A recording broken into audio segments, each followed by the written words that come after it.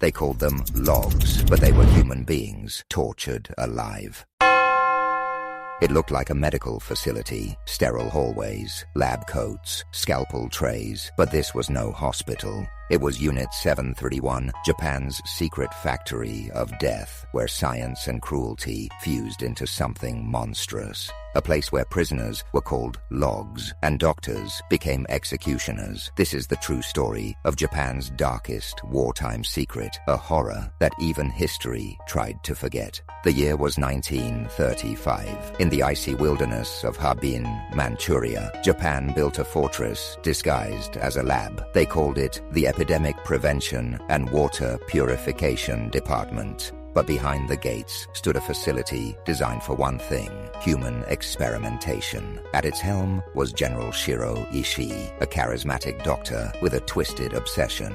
Could disease become the ultimate weapon? To find out, he needed test subjects, so he created Unit 731. Inside the compound, the experiments began. Victims were infected with plague, cholera, anthrax, and dissected alive. Frostbite chambers froze limbs solid just to observe how tissue dies. Women were forcibly impregnated, their babies infected to study transmission. Others were tied to stakes in open fields. As plague bombs rained down, over 3,000 people, mostly Chinese civilians, POWs, and dissidents, became human test subjects. They were called Maruta, logs, as if they were nothing but firewood. No anesthesia, no mercy, and no survivors. As the war spiraled toward its end, Japan knew the Allies were closing in. Unit 731's scientists began destroying evidence, burning bodies, blowing up buildings, executing remaining prisoners. But one thing survived: the data, all the records, every grotesque observation, preserved like gold.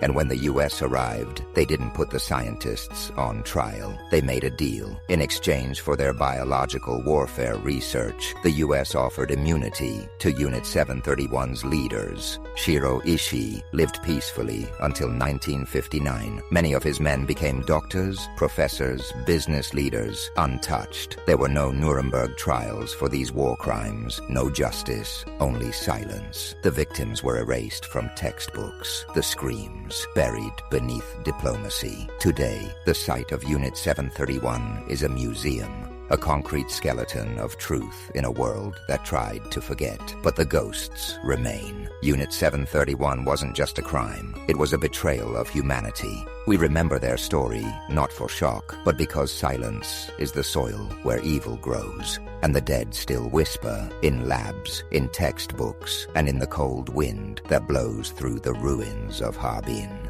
If this story haunted you, subscribe for more true crime anime narratives where shadows of history are never left in the dark. Comment never forget to honor the lost voices of Unit 731. Be captivated, terrified, and intrigued. Stay curious, stay brave, stay haunted. Thanks for watching.